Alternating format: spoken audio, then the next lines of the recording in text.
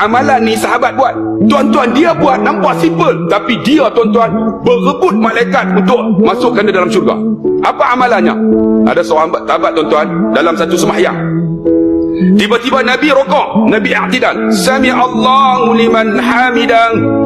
Tiba-tiba sahabat ni tambah, hamdan kasiran tayyiban mubarakan fi. Pernah dengar tak? Hamdan kasiran tayyiban mubarakan fi.